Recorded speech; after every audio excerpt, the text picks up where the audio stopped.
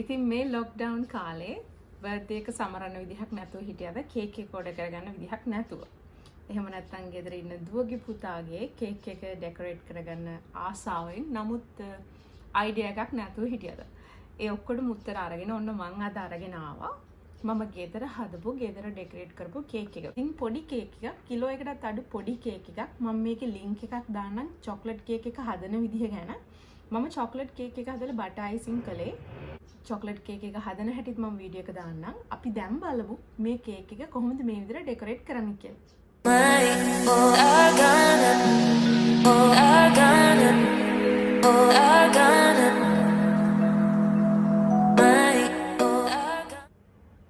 අපි බලමු කේක් එක ඩෙකොරේට් කරන්න ඉස්සෙල්ලා කේක් එක ඩෙකොරේට් කරන්න මොනවද අවශ්‍ය වෙන්නේ කියලා.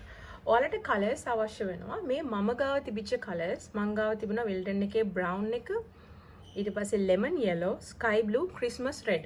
මේ කලර්ස් හතර එකතු කරලා තමයි මම මේ පාට හදාගෙන තියෙන්නේ. මේ තියෙන්නේ ලෙමන් yellow එක. මම ඒකේ mix කරේ නැහැ. ලෙමන් yellow විතරයි පාවිච්චි කරේ. මේ green එක හදාගත්තේ ලෙමන් yellow සහ sky blue කියන කලර්ස් දෙක එකතු කරලා. ඒතර බ්‍රවුන් කොහොමද තිබුණා. නමුත් මම මේකට කහ පාට චුටක් දැම්මා. ලෙමන් yellow ටිකක් ලයිට් කරගන්න. ඊට පස්සේ මේ පර්පල් එක හදාගත්තේ මුලින් මේක පින්ක් කරගත්තා. මුලින්ම රතු දාගෙන පින්ක් කරගෙන ලා රෝස පාටක් හදාගෙන ඊට පස්සේ ස්කයි බ්ලූ මික්ස් කළා. ඉතින් සාමාන්‍යයෙන් ওই චිත්‍ර කරපු අය දන්නවා කලර්ස් මික්ස් කරන හැටි. මේ බේසික්ස් කලර්ස් වලින් තමයි මේ ටික හදාගත්තේ.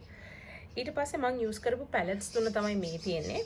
මේක නම් නම්බර් 1 කියන පැලට් එක. මම මේ ඔක්කොම ගත්තේ කේක් ඩෙකොරේට් කරන්න නෙමෙයි. මම ආර්ට් ඇන්ඩ් ක්‍රාෆ්ට් කරපු කාලේ ඒ දේවල් වලට තමයි මම මේ පැලට්ස් ගත්තේ. ඉතින් ඔයාලට පැලට් එකක්ම අවශ්‍ය වෙන්නේ නැහැ.